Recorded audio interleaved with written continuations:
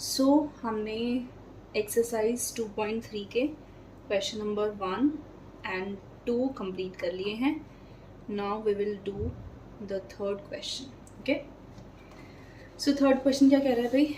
A function f is defined by fx is equals to 2x minus 5. यहाँ लिख लेते हैं fx is equals to 2x minus 5.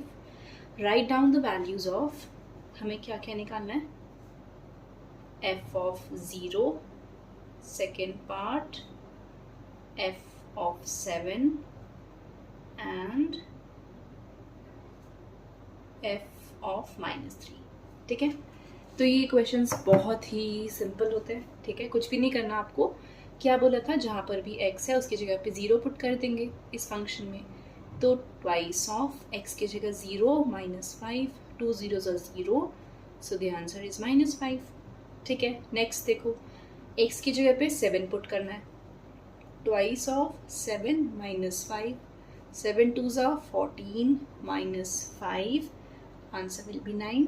ठीक है, नेक्स्ट x की जगह पे माइनस 3, तो twice of minus 3 minus 5 which is 3 2s are 6 यानी कि minus 6 minus 5 which is minus 11. ठीक है, सिंपल. चलो नेक्स्ट क्वेश्चन नंबर 4. ये भी सिंपल है. The function t which maps temperature in degree Celsius into temperature in degree Fahrenheit is defined by t of c is equals to 9c upon 5 plus 32. ठीक है, क्या क्या निकालना है? t ऑफ 0 और 28, t ऑफ माइनस 10 और एक और पॉइंट है. ठीक है, तो फर्स्ट पार्ट देखते हैं. t ऑफ 0 यानी कि c की जगह पे 0 पुट करना है. ठीक है, जो वेरिएबल है उससे रिलेट करना है जस्ट. तो इस फंक्शन में c कहाँ पे है? यानी कि 9/5 इंटू में c है ना, तो ये 0 प्लस 32 मल्टीप्लाई करके ऐड करेंगे तो आंसर विल बी 32. ठीक है, then second part which is t of 28. तो 9/5 इंटू c की जगह पे 28 पुट करेंगे प्लस 32. ठीक है, तो ये क्या आ जाएगा? 28 को 9 से मल्टीप्लाई करेंगे तो क्या हो जाएगा? 252 अपॉन 5 प्लस 32. ठीक है, तो पहले डिवाइड कर लेते हैं. तो ये हो जाएगा 50.4 प्लस 32. ठीक है, ऐड करेंगे it will be 82.4. Correct, so this is the answer. Next part, ये वैल्यू पुट करने वाले काफ़ी इजी है. ठीक है, आप एक बार बस इसमें बस कैलकुलेशन है, नथिंग एल्स. तो 9/5 इंटू माइनस 10, जहाँ पे c था वहाँ पे माइनस 10 पुट किया. दिस 5 से कट करेंगे तो 2 पे जाएगा, यानी कि माइनस 18 प्लस 32 विच इज 14. ठीक है, आंसर्स आप चेक कर लेना एक बार. ठीक है, देन नेक्स्ट पार्ट. अब इसको देखो, ये क्या कह रहा है? We have to find the value of c. इस बार ये t ऑफ c नहीं पूछ रहा है, इस बार क्या पूछ रहा है? The value of c when t of c is equals to 212. Okay, as t of c is equals to 212. ये हमें क्वेश्चन में गिवन है एंड वी नो दैट, मतलब वी नो क्या, हमें ये क्वेश्चन में गिवन ही है ऑलरेडी पहले से ना ये चीज़, इक्वेशन. तो विच इज 9/5 c प्लस 32. ठीक है, तो इस बार हमें c की वैल्यू ना दे के हमें t ऑफ c की वैल्यू दे रखी है. ठीक है, तो जस्ट इसके नीचे इसकी वैल्यू रख देंगे 9/5 इंटू c प्लस 32. सबसे पहले तो 32 इधर माइनस का हो जाएगा. सो 212 माइनस 32 क्या होता है जी? 180 is equals to 9/5 into c. अब ये वाली चीज़ है, ये 5 पहले डिवाइड में, ये ऊपर मल्टीप्लाई, अपॉन में ये 9 है मल्टीप्लाई में, यहाँ पे डिवाइड में, इज इक्वल्स टू c.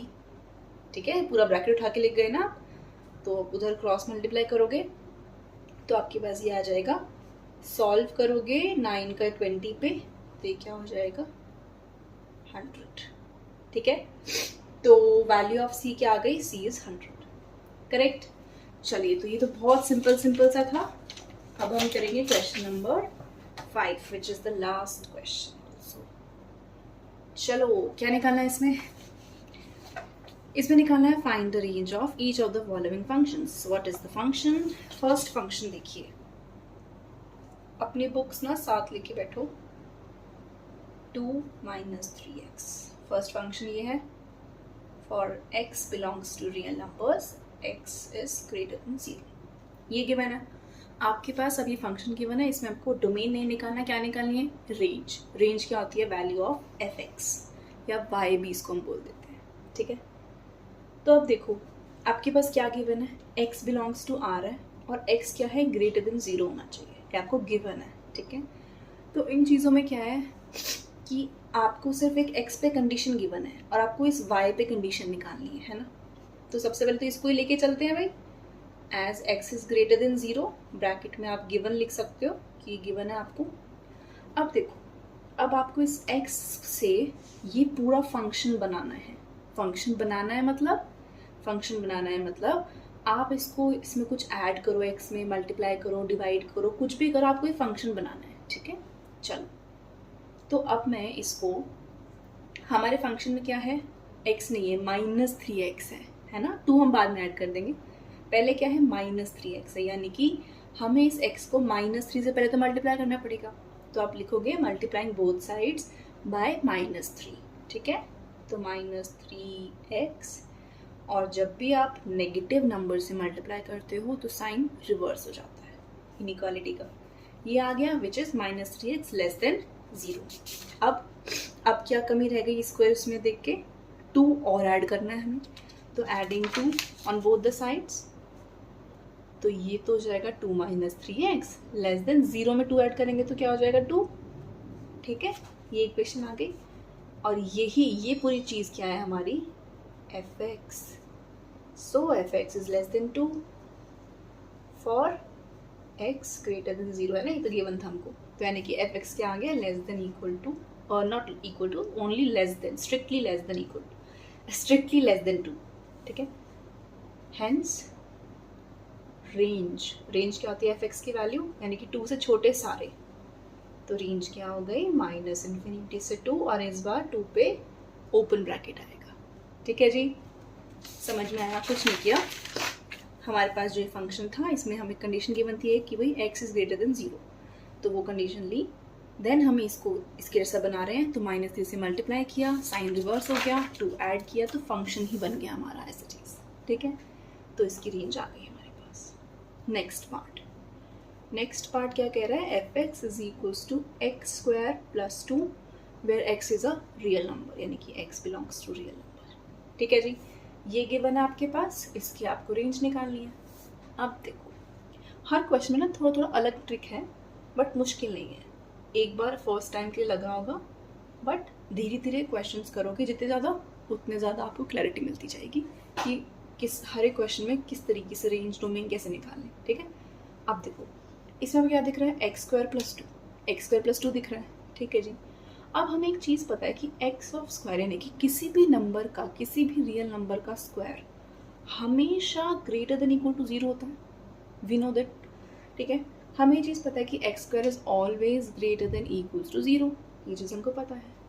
अब ये फंक्शन बनाने के लिए इसमें क्या ऐड कर दो? 2 ऐड कर दो both sides, adding 2 on both sides, तो ये क्या हो जाएगा? दिस।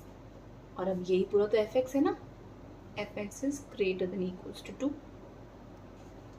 तो अब क्या रेंज आ गई हमारे पास?